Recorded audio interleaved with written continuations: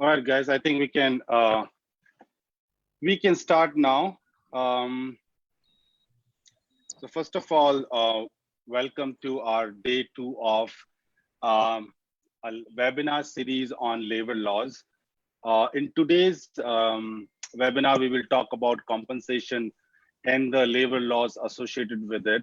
It's gonna be a fun conversation because many of our audience wanted to know a lot about salaries, PF, what is part of salary component, what is not part of salary component, how it should be treated, etc., etc. So I'm excited about today because it's gonna be a day when we will have many of our questions answered. Um, what we're gonna do today is we will first of all start with thanking our sponsors. We have three sponsors who have helped us to make this happen. One of our gold sponsor is Abhinandan Biswas. He is an independent consultant who is practicing in Delhi NCR. We have two more silver partners. One of them is Talent on Lease, and second is GLA University. So we would like to thank our sponsors to make this event happen. As a normal rhythm, we will start with sharing our presentation. We will be quick because I think most of you were already part of our previous, previous, webinar. So we will be quick and we will be able to take you through that faster.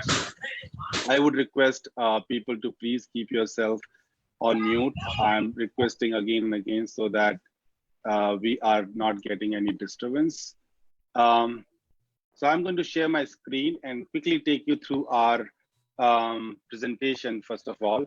So HR Success Talk is, as you know, is basically a community of HR professionals having 1 lakh HR professionals as part of it across India. Our vision is that to provide a platform to all the HR professionals and business leaders to come together and be a better professional every single day. What is the advantage of being the part of the HR Success Talk? That you get an opportunity to share and learn.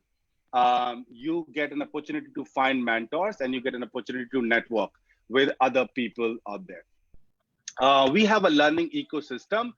In our learning ecosystem, these are some of the things called webinars, which you are already part of, HR Forum, and then we have our social media, HR Sting Meets, we have a YouTube channel, assessment and certification. We will talk about one of the assessment and certification which is going on at the end of the presentation. We also award HR professionals for their contribution in HR field, and mostly young HR professionals, and we also have a website. Moving on, these are some of our social media platforms. If you would like to join them, we will soon share the link of these particular platforms and you guys can join. As far as WhatsApp is concerned, you're already part of our WhatsApp group. What we will do is we will convert that WhatsApp group later at the end of this webinar as a social group for all of you to share things with each other. If you want to be our volunteer, we have 40 volunteers who are working on all these things all together, which you see here. So if you want to be a volunteer, you just need to send us a message, an email. We'll provide you the credential at the end. But for that, you need to you need to make sure that you understand it is a voluntary act. You have a zeal to help other. You have willingness to invest in other people and yourself and your time, and you have eagerness to learn. These are some of the events which we have done in past pre-COVID. Nowadays, most of them are converted to webinars, so you can have a glimpse of that. And we have a team of advisors, and we also have some committee and volunteers who make this happen. As you can see, I'm the founder of this community, and we have these as our advisors. Going forward, these are some of our volunteers. These are social media. These are the volunteers of webinar who has made this happen. Whatever you see today is because of them. Then we have online certificate vertical. These are the volunteers for that. Poster making, HR awards, YouTube, HR forum, HR blogs, and we also have a HR team to look after all the 40 volunteers so that they are engaged and passionate about what they do. This is one of the certificate which has been launched a couple of weeks back. This is basically our online assessment on basics of labor law. So if you wanted to participate and get a certificate, we will share the details over the chat later on. July 20th, which is only 2 days are remaining to register for that. So if you're interested, you can go there. And these are our credentials, email IDs. You can send us a chat. You can reach out to on Facebook and all that. With that said, I will take a pause. So thank you very much for listening to me here. I will move on and give you some sort of basic logistic things. So one other thing which I would like to talk about is the attendance. As you know that this is a four webinar series, and we are giving participation certificate at the end of this webinar. We took the attendance last, in day one in the last webinar. Here is the link of the attendance, which I'm sharing right away. Give me a sec. Here is the link of the attendance. What is the attendance link? So please feel free to go and fill in your attendance out there. And we will see everybody who have attended all the 4 webinars will be given a participation certificate online at the end of this webinar. The other thing is that last time in day one, we realized that, okay, link is not working. Is there anybody else who says that link is not working? Oh, cool. Give me a sec. Let me go back again and just make sure that I am giving you the right link. Let me copy it. Let me come back and paste it again. Can you just, I'm sorry, I given it on the personal window. I am sharing the link of the attendance one more time. Can you just check if this is accessible to you guys?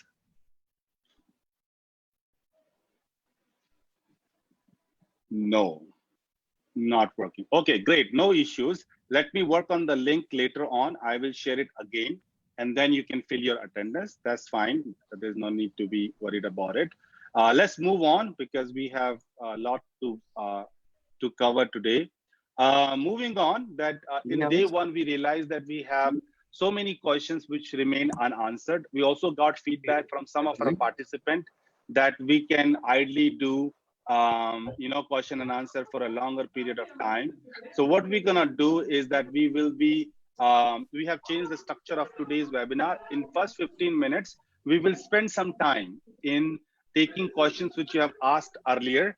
And we will also spend 15 minutes at the end to take questions. So we will give a good amount of time to everybody to ask their questions. At the same time, our speaker, Mr. M. Radhakrishna Murthy, being kind enough, and he said that if even in all the webinars, we are not able to answer all the questions, we will have another webinar only for questions answered, and you can come and ask any question you have.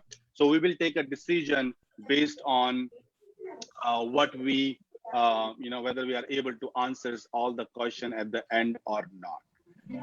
Great. So at the same time, we are also sharing our YouTube recordings with all of you. We will do it after this also, and you guys can look at the video, and you can also go through it. In case you have any questions, you can send it to us, things like that. So that will be great. So don't worry, you will have all the recordings to go through it one more time. All right, so let's move on to our speaker today. Our speaker is M. Radhakrishna Murthy. So sir, welcome to you. Yes, sir, it's my pleasure. Yeah, thank you very much. And I would like to take you guys through a quick, brief intro of our speaker today in the form of a presentation in a quick way. So you can, if you're looking at the first slide, you will have most of the information about him on the first slide itself. He's an advocate and a corporate legal consultant. If you need his profile, send us the message or email, whatever, we can forward his profile in a better way. These are his principles of advocacy and his motto and why he is in this particular stream of function. He's part of RKM Madiraju Associates. And these are the brief profile of him. He's practicing as an advocate in High Court of Telangana and Andhra Pradesh. And if you look at down, you will see a long list of things he is already participating in. And he's been treated and considered as an industrial and labor and employment corporate legal matters expert. So feel free to reach out to him in case you need any such assistance. This is the list of the team member who are part of RKM Madiraju Associates. And these are the area. They are into litigation. They are into non-litigation stuff. They're also in strategies based on the legal, help you need in case for your organization. These are the clients, some of the clients he's been serving so far. So looks like very known and reputed organizations. This is another list of those such client lists. So anyone who wish to have any support from him, please feel free to reach out to him. Thank you very much for giving me time and looking at this particular slide and presentation. Now, we will start with our actual webinar, and we will start from some of the questions which we got last time, and we'll spend some time, not much, maybe 10 minutes on some of the questions. So I will take some of the questions and then we'll start with the main agenda of today's topic. So one of the questions from the last webinar, sir, was basically about joining. And I would like to have very high level points from you and not necessarily in detail because people can watch our YouTube video from the last time. This question has already been answered. The question is that what are the important terms? Just give us some important terms which people should be mentioning in their offer letter, which are must to add in the offer letter. What is your view on that? Yes. Good morning to all the participants.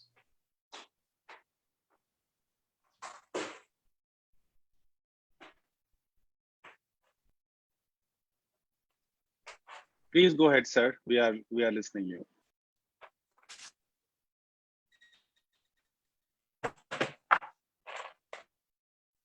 Sir, you are on mute.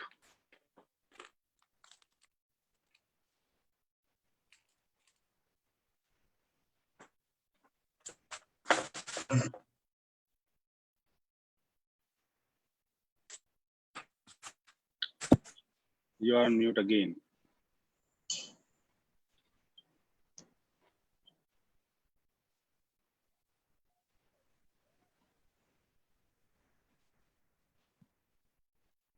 Yeah, you are on mute now.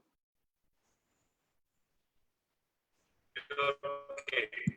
We shall go ahead with this now. Right? Are you able to hear me? Yeah, I can hear you, sir. But Yes. Little bit of problem, but continue. What you said is about the offer letter, right? Yes. What are the key points we should add in offer letter? The key points in the offer letter. As we did in our earlier session, offer letter is from that different from that of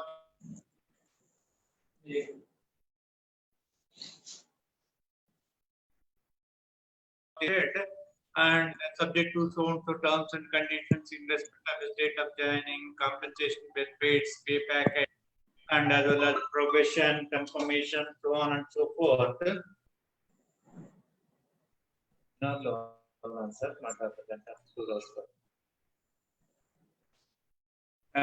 I'm sorry.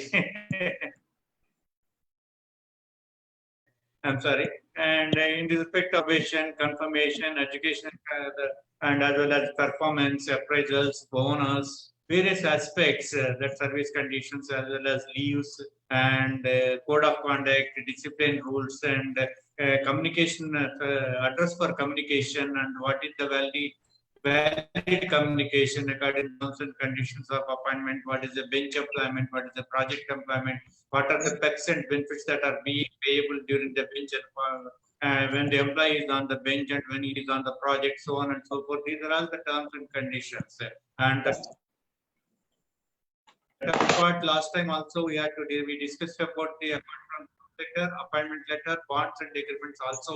We did discuss about it. The bonds and agreement also, and we discussed that the essential points of the agreements and other things is there should be two parties, there should be an offer, there should be an acceptance. Only when acceptance is communicated, it constitutes a contract, and mere offer itself is not a contract, and it should be the obligations and terms and conditions that are imposed in the agreements, bonds, or appointment letters should not be unilateral. It should be bilateral. It should be mutual and reciprocal. Even in the appointment letter, the employee should convey his acceptance, abiding by the terms and conditions. Another thing is that we will be generally mentioning in the appointment letter that he will be governed by the handbook, HR policy manual, but we must supply a copy to that through intramail, a soft copy or a hard copy or whatever it is, and he should communicate his acceptance that he has gone through these spoken rules and he shall abide by that. These are some of the conditions, and especially in the agreements when you enter on behalf of the company, I find many people do enter into the agreements simply saying so and so company represented by its vice president, general manager, director, HR, so on and so forth. But they must have an authority to represent the company. They would get such authority to represent the company by way of a resolution of the board of directors authorizing them, or the managing director, when he got a delegation power under articles and memorandum of association, authorizing to represent the company to execute the agreements. Only then it would be a valid agreement, or simply saying that his appointment letter, the appointment letter of the signing authority like a director HR or the VP or whoever it may be, shall not confer an automatic default right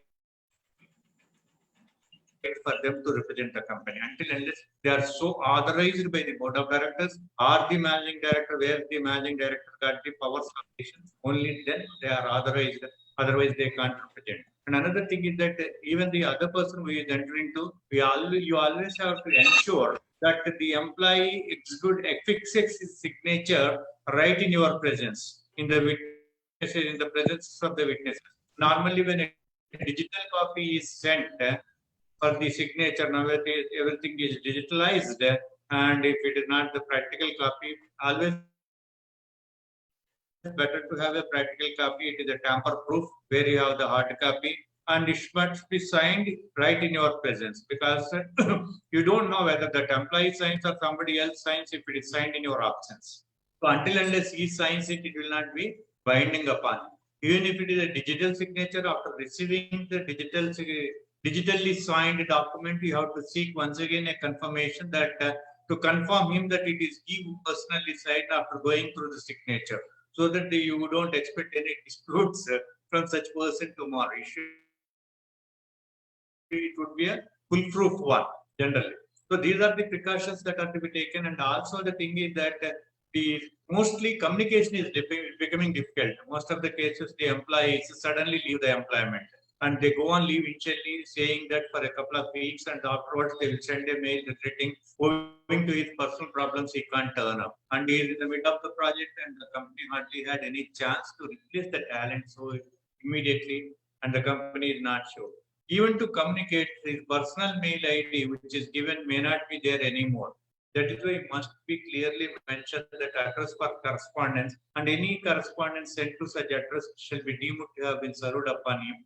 In the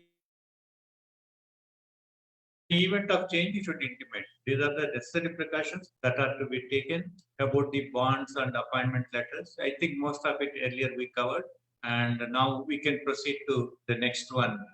Mr. Goyal. Sir, unfortunately, we are not able to see you, and your voice is also not very clear. Can I ask my audience if my voice is clear? Can you? Okay, great. Yes, it's Sir, clear. can we just It's make clear. sure that You are not able to see me. Audience are not able to see me. Yes, sir. they are We are not not able to see you. Are you able Maybe, to see sir. me now? No, sir. No, sir.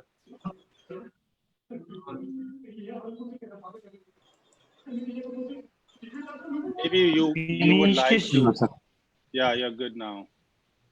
We Yes, can sir. see you Now. Yes. No, it's okay.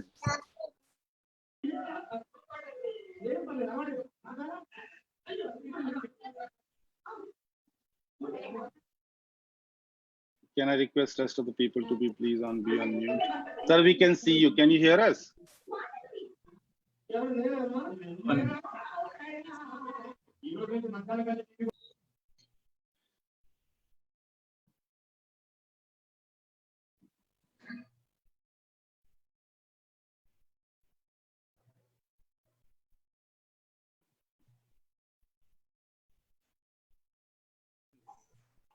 Yeah, now we can see you.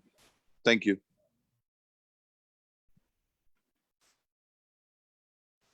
Yes, sir. Yes, Mr. Govind. Are you able to see me? Yes, sir. We can see Yes, you sir. and Yes. we can hear you. Can you? Yes, Mr. Govind. All right. So, so thanks for answering it. We'll move on to the next question. There are requests from our audience also to kind of be a little slow so that they can catch you.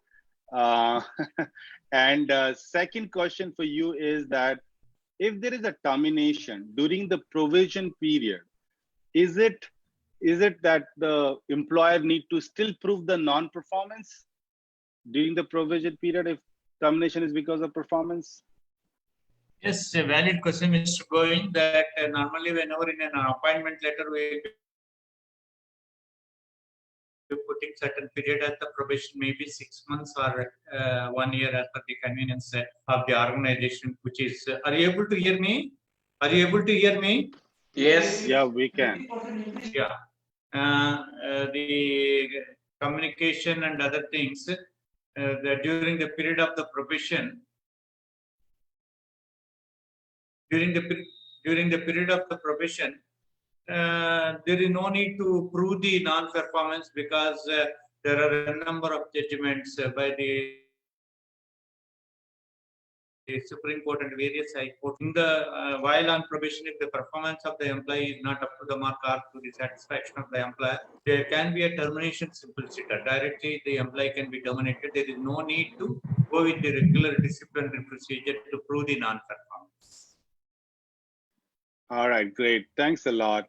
I think we can only take 2 questions from the last webinar. So what we will do is we will now move on to the next one, like the webinar which we have today. And we're going to talk a little bit about the legal aspects of compensation, benefits, and fixation of pay and allowances. So, sorry guys. What we're going to do today is we're going to start with a question from all of you. So I would request all our audience, look at the chat box. In the chat box, I am sharing a simple question with you. You can click on the link. You can see a website called www.menti.com. So please go to this website. You can use your mobile phone. You can use your laptop, and then it will ask for a code. And I would request you to please put that code. You will see a question up there. So I would request all of you to start answering that question. Let me know if you face any problem or if you are able to go through it quickly. Mr. Govind? Yes, sir. Govind? Hello, my video is also working? Yes, it is working, sir. Are you able to see me? Right. Yeah. Now, shall we wait for their questions to that, yes, or we I go ahead can. with that? No. I think we should wait. I see that people have started answering the questions already. Looks like a fun. So please go and just answer the question, and then we will move on to you, sir. So you have to wait for a while. Okay.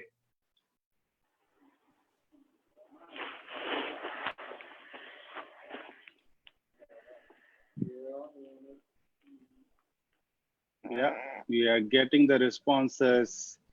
So sir, what we can do is I can just quickly show everybody that what is the answer they have given and what was the question we have asked. So I'm sharing my screen and I'm presenting it to all of you. And you can see that the graph is increasing and decreasing based on all of you who are giving the input. The question was whether employer PF contribution is part of the salary component. 64 people or 65 now feel that it is. 21 feel it is not a part of the salary component, and 1% doesn't know whether it is so or not. So thank you very much, sir. And maybe we can go back to you, sir, to answer this question. Yes, before that, I request the participants to keep their mics mute because there is the echo and the resound. Is it clear now? Yes, sir. Yes, I'm muting them. Yeah, you can mute the other participants. And my video is also visible now. It is, sir. Going? No, I don't think I can see, but I don't know about rest of the people. You are not able to see me? No, we are It's not not able visible, to see. sir. Yeah, we are not able to see you.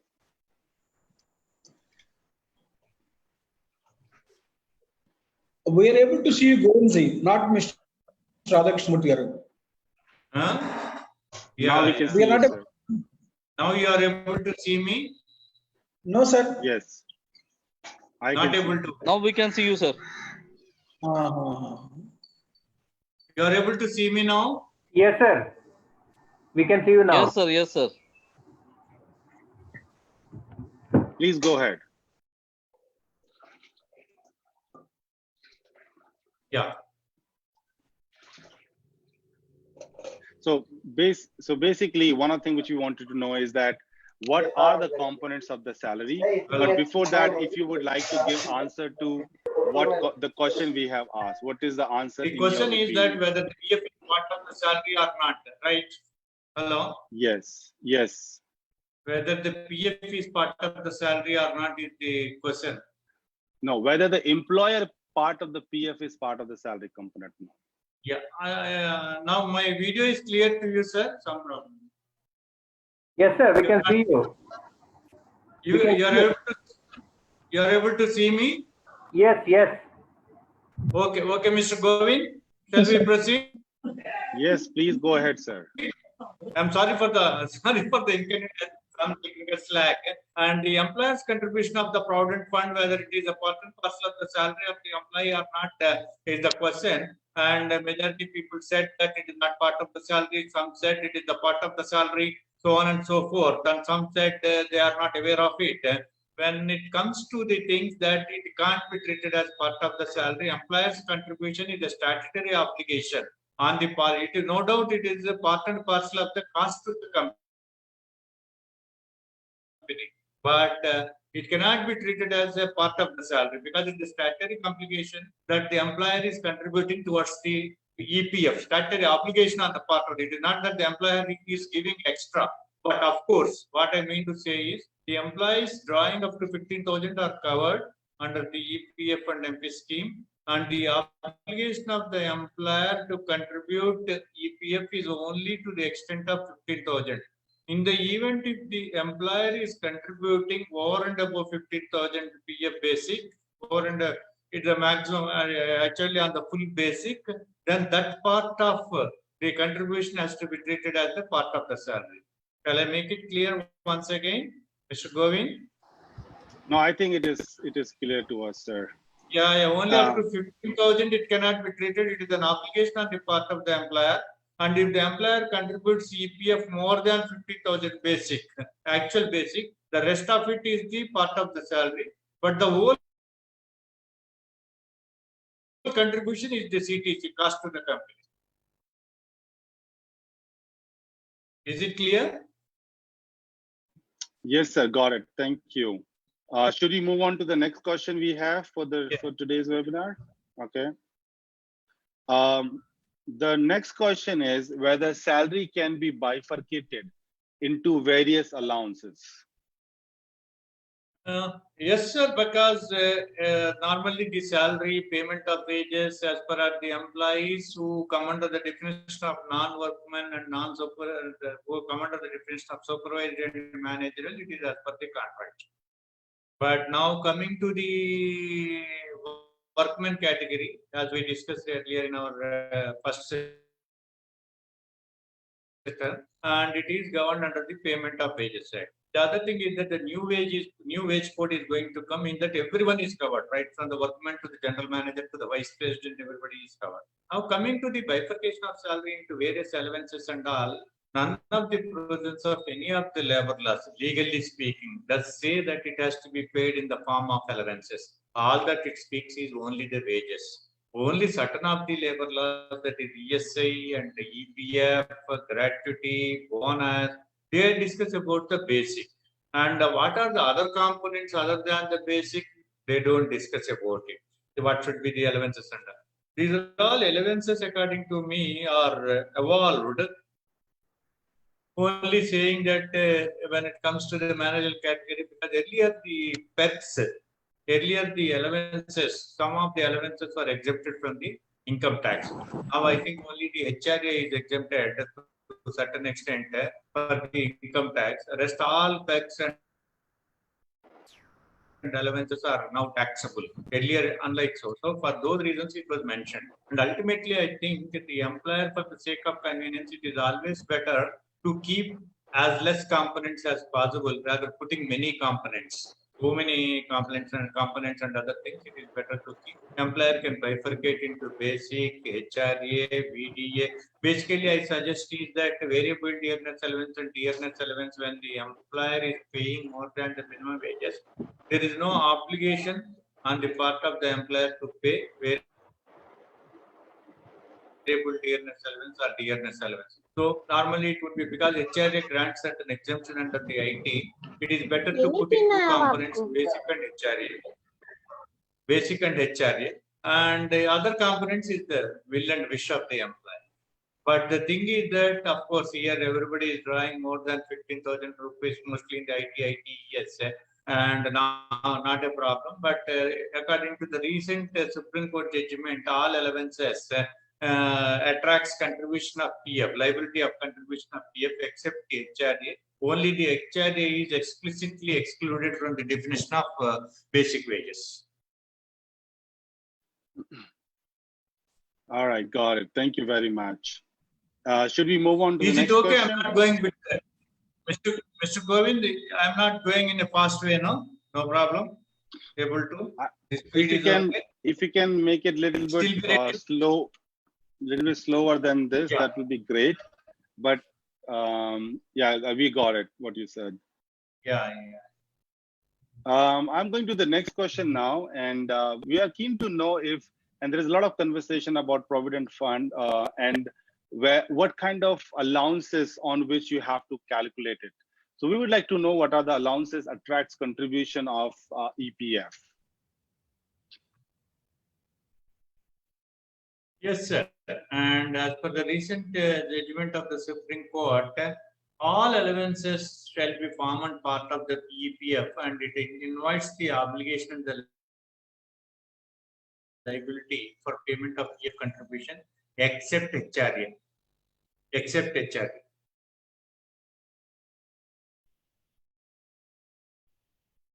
It's going? Yeah, got it. Are you there? Yes, sir. You are not able to see me in the video? Your video is frozen, that's fine, but we can hear you properly. So I think we should. Video is not. Your video is frozen, sir, but we can hear you. My video is not coming? No, sir. Is it coming now? No, sir. No, it's not coming, sir.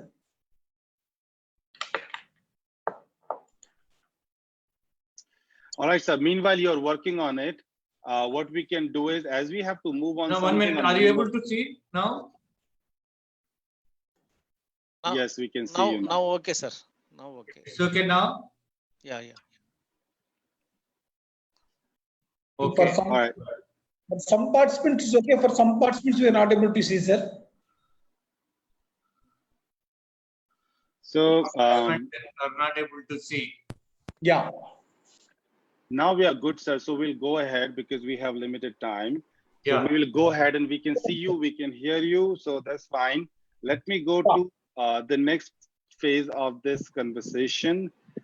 Again, as we have to move on a Yeah. minimum wages area. So what I will do is I will again put a question in front of people and then let's see what they say. And then after that, we can get your opinion on that. You can see that I have already posted. Give me a sec, guys. You can go back to the Menti meter, and this is the code you have to use, and you can give the answer.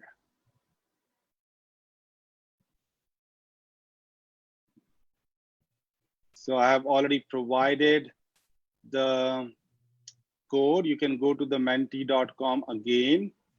I'm sharing the link and you can add this code there.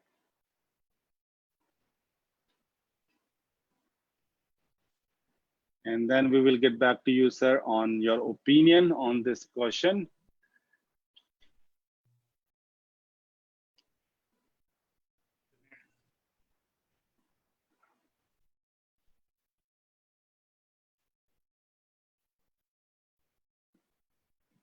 And what I can do is I can show my screen and you can look at the answers people are giving here on this. The question is whether salary can be less than minimum wages. And there are majority of the people who feel that it should not be. But there are a couple of people who don't know or they think it can be. So with that said, as you have seen what people think, so I'll move on to you and ask this question to you. Can salary be less than the minimum wages? No, under no circumstances the salary will be less than the minimum wages. And the Supreme Court clearly said that the employer who can't afford to pay the minimum wages can't be in the business. Got it. Thank you. Cannot be less than the minimum wage under no circumstances. And there is a question which I see that many people are asking is basically, can we bifurcate basic plus BDA, which is a minimum wage as per the law? And there is a similar question, I believe, that people were asked earlier is that what are the allowances which are considered as the part of the minimum wages? So if you can answer both the question together. Yeah. As per the section 2H of the Minimum Wages Act, basic is part and parcel of the minimum wage. Variable dearness allowance and dearness allowance is part and parcel of the minimum wage.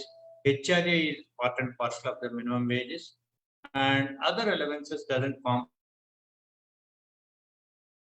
part of the minimum wages. So where the employer is paying exact minimum wages, it is better to put as basic and HRA and as well as VDA as has been prescribed with respect to governments from time to time, and that has to be once in 6 months or once in 3 months as per the All India Consumer Price Index or the local price index CPA points that has to be enhanced. So other allowances doesn't form part of the minimum. There is a question on the Provident Fund as well. So I would like to take it quickly. It says that how do we treat Provident Fund for people who are from other countries? Maybe expats. Expats. They mean to say that expats on the full salary, the Provident Fund is to be paid, unlike for the Indians. That's what.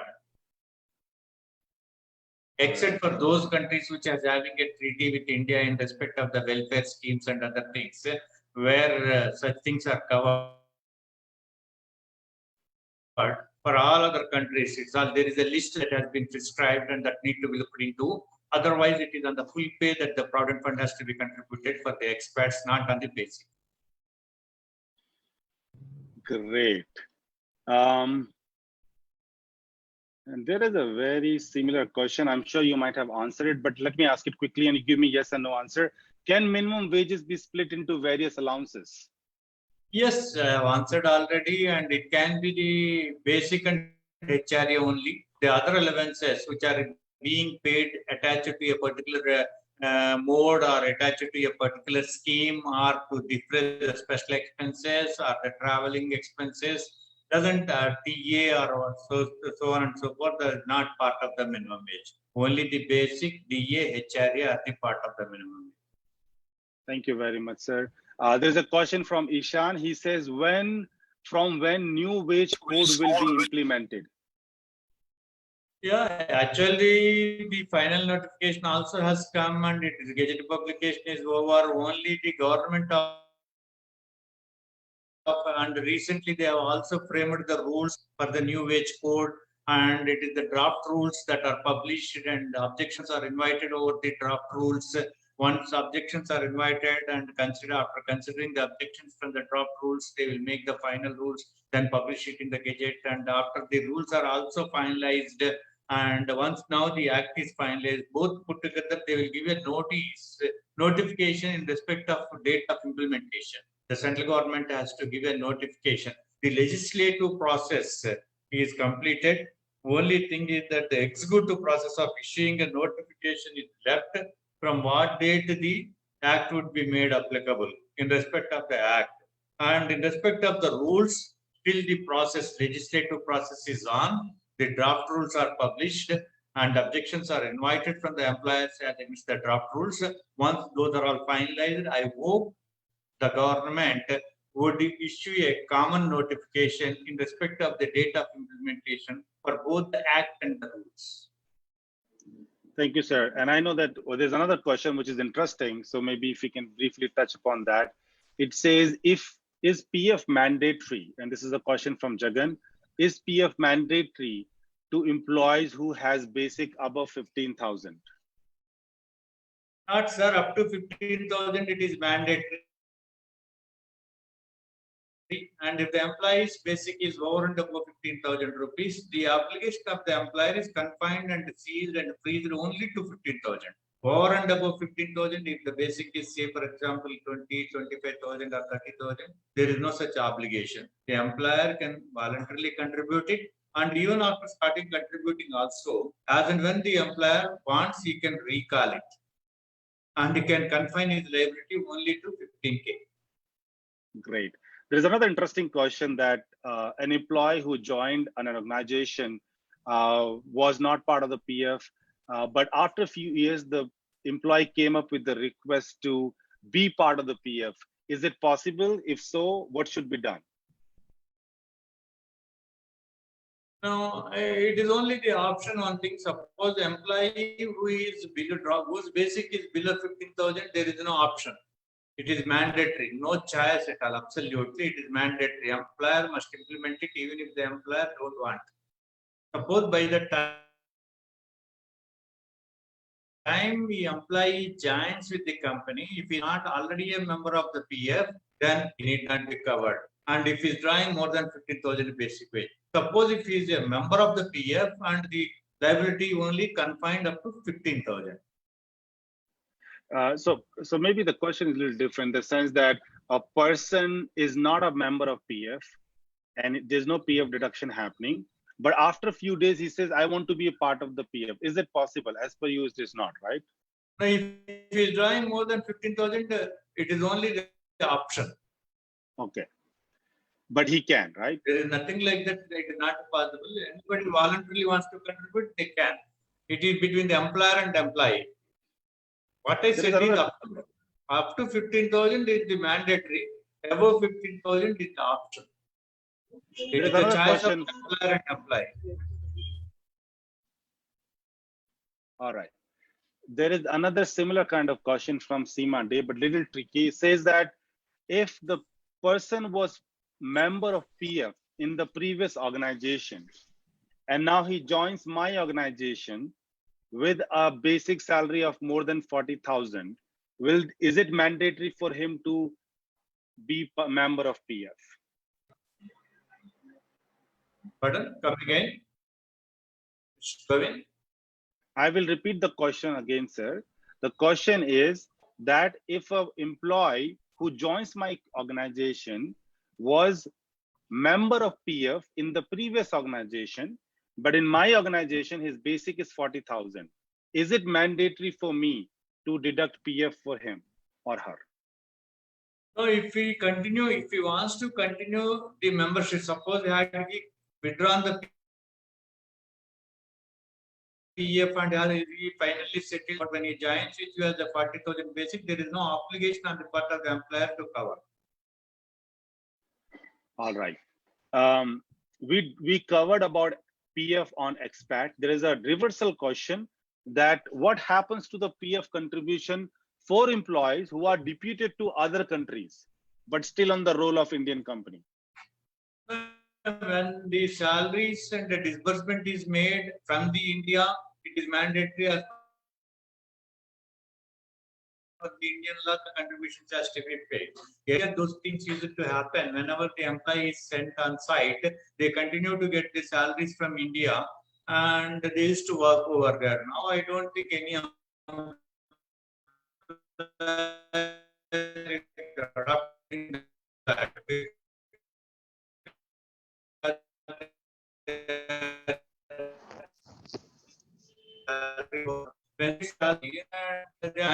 the law of the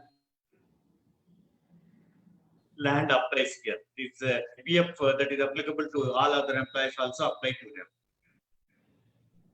Yeah, so we lost you a little bit in the while, but what I understand from you is that if the person is working in other country, but he is in the role of the Indian country, the law of Indian company will apply and he has to be part of the PF. Is that correct, sir? Yes, you are right. All right, thank you. And there is another question on the minimum wage, and I think this question can be applied to other cases also. This question is from Raghavendra K, and he's asking, if you are giving the minimum wage, should we calculate on 26 days or 30 days? And I think this is the question which I've heard multiple times. 26 days. All right, great. Thank you very much. That's a straight away answer. All right, so I'll take a pause from the questions for a while. Audience, please keep posting your questions. This is really great. It clears the concept better for everybody. But we will move on to our primary questions and answers now. We will get back to the questions answer one more time. So I'm moving on to next round of questions for you, sir. Would you like to give some sort of insight on what are the components of compensation and what are the meaning of those compensations? For example, maybe we can start with basic and then HRA and conveyance, travel allowance, all those things. If you want to take us through one by one, that will be great. Components of the compensation. Yes. The components is purely the basic, and HRA should be the mandatory. HRA grants certain exemption under the IT Act, and the basic wage will always be there. And the travel allowance is different from that of the conveyance allowance, and the conveyance allowance is the one which is being paid for the employee residence back to the from residence to the office and back to the residence. Travel allowance is that when the employee goes on tour, then what would be the TA and other things, and what are the TA and other things that will be there? That will be the TA rules that will be there. And another thing is that, and mostly when they are working out and giving the offer letters or appointment letters, they mention in the annex the total compensation package, where they say that the gratuity, they show it as the compensation package. But the thing is that they don't simply put it gratuity and a certain amount they put it and they add it to the compensation package. But they will have to put a clause in that compensation package that gratuity is subject to completion of 5 years of service as per the provisions of the gratuity. If they don't put it, the gratuity under the head of the gratuity, whatever the amount that is put in the letter, the compensation package, whether he completes 5 years or not, he is entitled because you are calling that certain amount as a gratuity.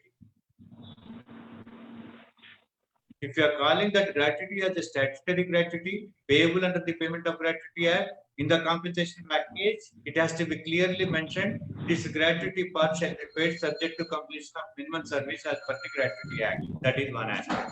And certain employers also put bonus in the compensation package. They put it in the monthly package. Monthly, they will be calculating for the 1 year and divide it by into the 12 and monthly amount that comes. And until unless you pay, say that, simply leave it there, putting as a bonus. That will be treated as a separate and it shall not be counted as a bonus as per the provisions of Payment of Bonus Act. And one has to remember that the bonus is payable for the consecutive year. This year, whatever may be the financial results after finalization of the accounts, then they will compute the set on, set off, allocable surplus, then arrive at the payment of bonus. So they cannot predict that this would be the bonus. The bonus percentage also may vary depending on the profitability of the company. It can be anything from 8.33 to 20%. And when the employers put it a fixed bonus without they being putting any clause in the compensation package, bonus as per the provisions of the State Payment of Bonus Act. Otherwise, that will be treated as a separate bonus. The obligation will be still be there on the employer to pay again separately for the bonus as envisaged under the Payment of Bonus Act. That is so one has to be careful when working out the compensation package and giving the letter and to the employees in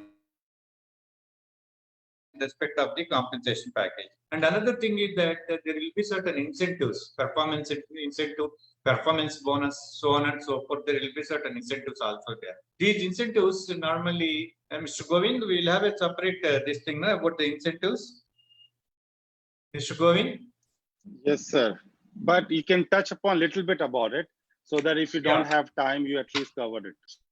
Yes. And in the compensation package, the employer also got a right because at any given point of time, work or no work, whether the employee is on the project or on the bench, minimum wage, payment of minimum wage should be the mandatory. It is compulsory. And it should not be less than the minimum wage at any point of time under any circumstances. Second thing is coming to that, normally the employer can negotiate for a different package with the employee when he is put on bench, when he is put on project. This is also permissible as long as the agreement and the offer and the appointment letter, if the employee agrees that when he is on the bench, his package will be so much, when he is on the project, his package will be so much. Right at the threshold itself, they can have two different packages for the bench employment and as well as the project employment. That is one aspect. The other aspect is that incentive part, incentive or performance bonus. Normally for the current year performance, this will be payment of bonus, incentive, performance is bonus is paid in the succeeding year, in the subsequent year, in the succeeding year that is paid. And there are several questions on that, who is entitled, who is not entitled, whether this performance bonus can be treated as part of the statutory bonus. Pardon? Going some disturbance? Yeah, I have muted them, sir. And I would request my participant to please keep themselves on mute. I don't know what is the need of unmuting yourself. I don't see any need of unmuting. Please keep yourself on mute.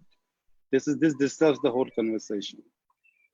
Sir, go ahead and you can continue. We are muting people from the back. Yes, sir. And this performance bonus, whether it can be treated as part of the bonus payable under the Bonus Act or not. No, it can't. That is a separate bonus and statutory bonus is a separate bonus. Whether you call it in the name of the incentive or a bonus, whatever. Another thing is that there are certain employers who deny the payment of performance bonus and performance incentive to the employees. When it is finally being paid, they that as on the date of payment of this performance bonus or incentive, whatever it is, they are not on the rolls of the company, they are not entitled. But the compensation package, what you offer in writing, doesn't say anything. It only, they put it performance bonus or performance incentive and they leave it. And if at all the intention of the employer is that he wants to pay the performance bonus or performance incentive only to those employees who are entitled for this incentive or the bonus, who continue to be on the rolls, and as on the date of payment of this performance bonus, they should be on the rolls only, then they are entitled. If they are not on the rolls, they are not entitled. That has to be clearly mentioned in the compensation package itself. Just being a silent and putting in an ambiguous and a vague manner performance bonus, and they are entitled even if they are not on the rolls of the company until and unless is specifically mentioned in the compensation package letter that this bonus is payable only when if you continue to be on the rolls of the company, which is being paid in the succeeding year in such and such months. So that has to be there. Another question that comes is whether, because normally the incentive and the bonus is paid for the employee for the period performed, how can he deprived and such incentive be denied just because he is not on the rolls of the company as on the date of payment and he left the employment for better? Is it justified? That also need to be looked into. The concept of performance incentive normally is being paid if compensation package, salary, whatever is a grade, and the general increments are also being given as a special motivation to motivate the employee. This performance incentive is offered, performance bonus is offered. The concept is that this is being paid not only for the past performance, for the previous year's performance, and also hoping that the employee would continue to show the same performance and continue with the organization for the subsequent year. It is a motivation, it is a recognition and award for the past performance and a motivation for the future performance. That has to be looked like that. The performance bonus should not be looked only a reward for the past performance. It should be looked as a motivation aspect for the coming year. This is what about the performance. Showing, you can ask the participant if they have any questions about this performance incentive for better clarity. Sir, yes, there are already many questions here, so I'm taking it forward from here. So thank you very much.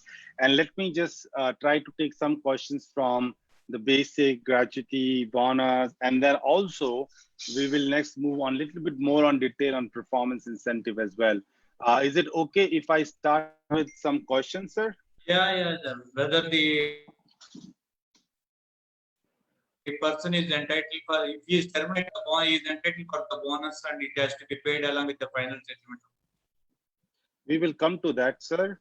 But there are some questions which people have asked over the chat. Are you comfortable taking those questions right now or later?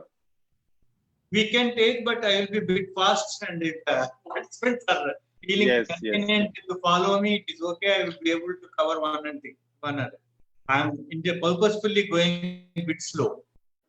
I think that makes, and it is going really great. So thank you very much for working on the speed. The first question is from Shaanka, and the question is, what is the minimum percentage to be maintained for basic component? Do you have any suggestions there? There is no law which says even the EPF, when normally basic is looked into the gratuity, EPF, these are the basic things that are the bonus also basic is. But every law says it has to be contributed on the basic, but doesn't say how much percentage of the total salary should be basic.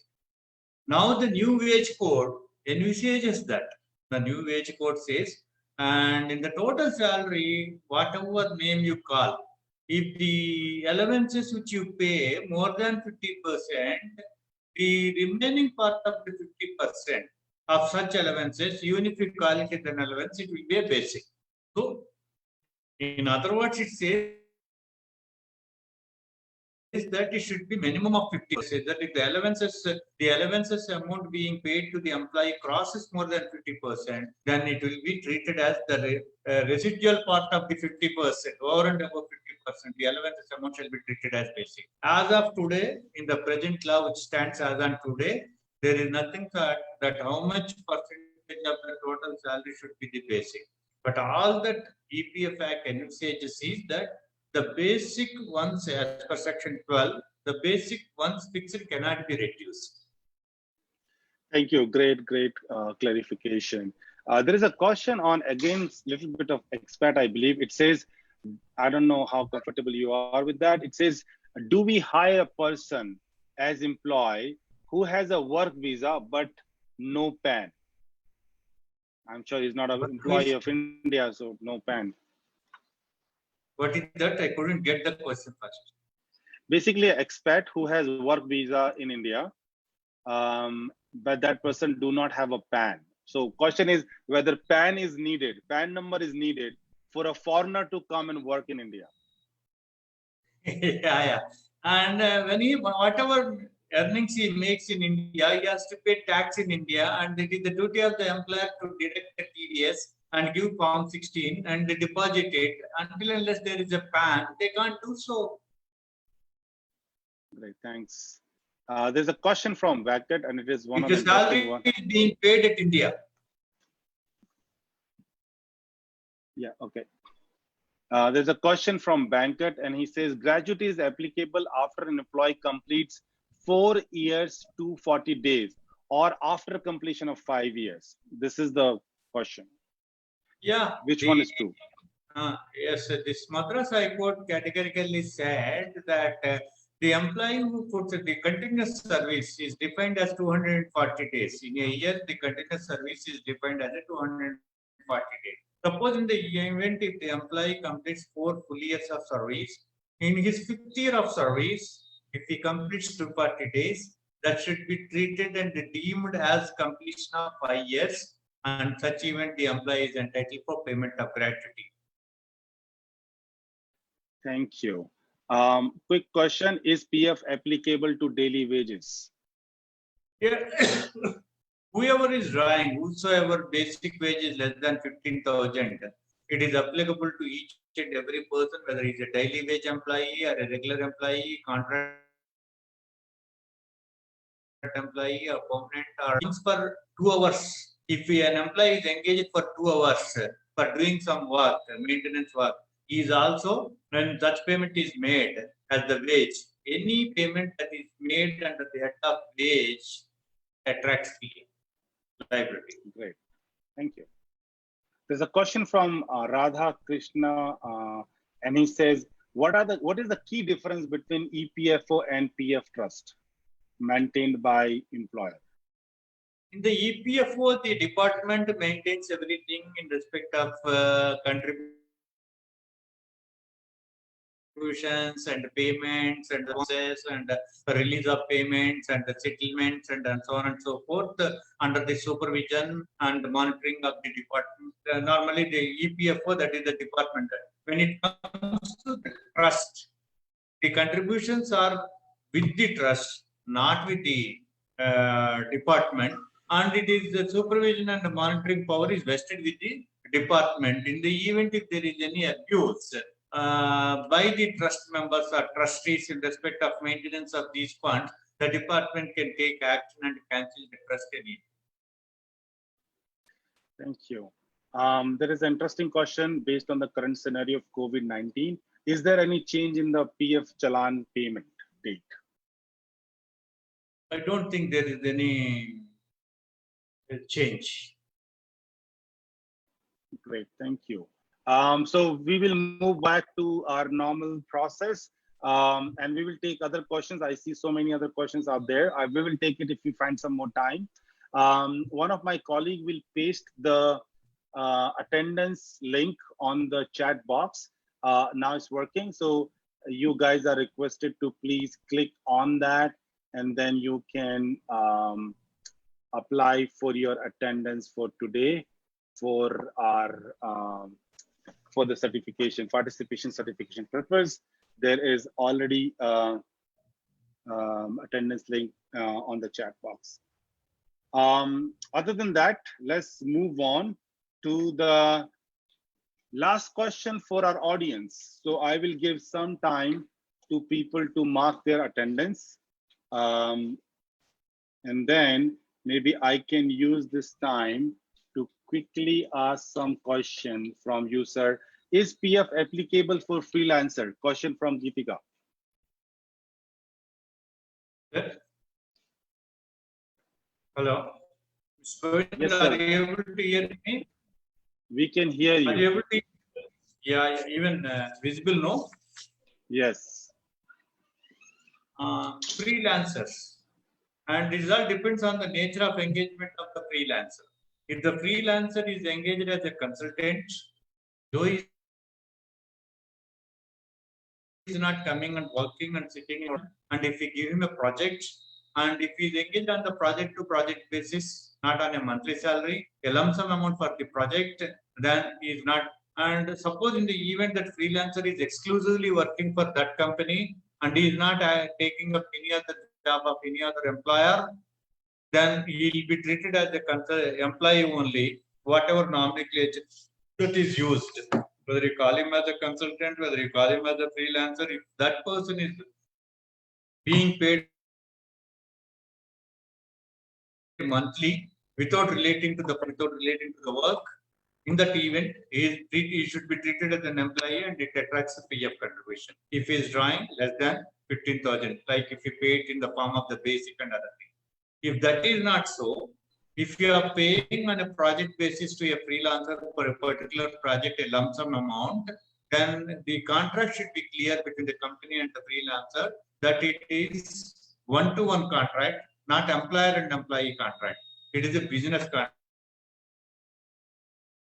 Like what I said is contract for service. Contract for service is a business contract. Contract of service is an employment contract. And it should be clear in the contract for service is being paid a lump sum amount for that project and the duration, blah, blah, the terms and conditions. In such event, the employer will be deducting the TDS. The 10% they will be raising and service charges will be there as per the GST. He has to pay the GST and other things. That procedure as being followed to any other vendor to be followed even for the freelancer. Okay, thank you, sir. So I think I'll put a pause on the questions now, and I'm sharing another link on the screen for everybody to answer this question. And this is on performance bonus and incentive. So you can go to this link, again, go to menti.com, use this code and give the answer. And then we will get back to you, sir, on getting your opinion on the question.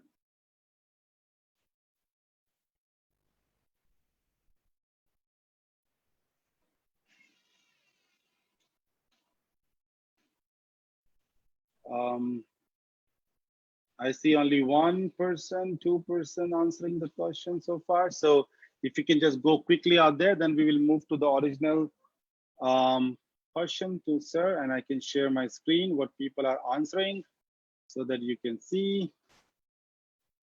The question is, do you think employee is eligible for performance bonus / incentive if employee is not on the rolls on the day of the payout?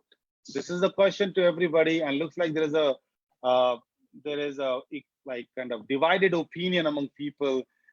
Almost equal number of people feel that it is the employee is eligible, and equal number of people feel that it is an employee is not. So I think that's a great question for getting the opinion from you, sir, because looks like there's a divided opinion out there.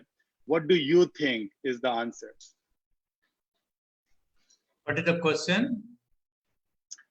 The question is that if the employee is eligible for the bonus, performance bonus and incentive, if the employee is not on the rolls of the company on the day of the payout. Yes, that we think.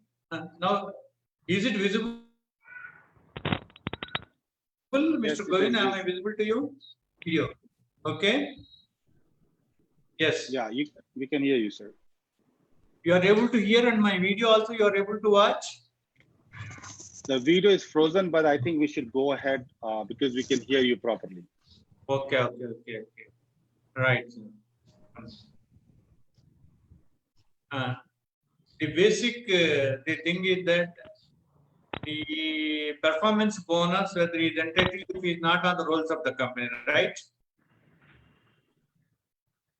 Let me ask you again, sir. The question is that whether the employee is eligible for performance incentive and performance bonus if the person is not on the rolls of the company on the day of the payout. Yes, that is already discussed, and I did clarified it. Suppose until unless in the compensation package letter that is given to the employee, it is specifically mentioned. Simply, if the employer puts performance incentive or bonus and leaves it there, he is entitled even if he is not on the rolls as on the date of disbursement of payment of performance bonus or incentive.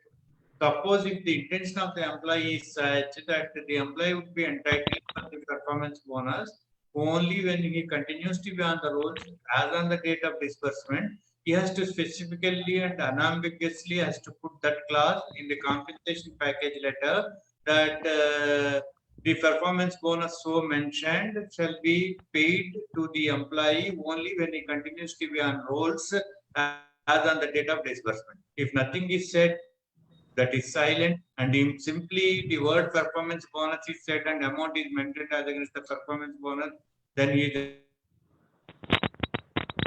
entitled even if he leaves the employment is not on the rules of the company as on the date of disbursement. Thank you very much. Yeah, and can you just do a quick check on your audio and video one more time, sir, because we are having difficulty in listening and your video. So can we do a little bit quick check on there?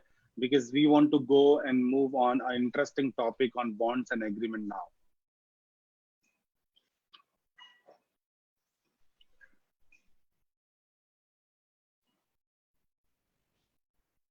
Mr. Radha Krishnamurthy, we can't see you, we can't hear you. Can you just do a quick check?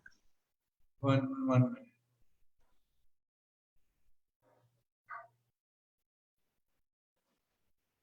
Are you able to see me? Yes, we can see you and we can hear you now. Okay. You are able to see and hear me. Yeah. Yeah. So let's move on to the question on the bond and agreement. What is the difference between a bond and an agreement? So if you can just classify. It's a very. Is it audible now, Mr. Govind? Audible and also you can see me, right? Yes, it is. Yes, it is. Yeah. Yes, sir. Normally, the bond is that one person executes in favor of the other person. The agreement is between the two parties. That is, it is a discussion that obligations and the terms and conditions are discussed. Bond is that a person giving to the other person, I do this, I do that, and it is some kind of a declaration sort of thing. Another thing is that mostly people are under the concept that an employment contract has to be, there should be a stamp paper, there should be an agreement, and only then it is binding and valid. What all the terms and conditions the employer wants to put, he can put all those terms and conditions even in the appointment letter.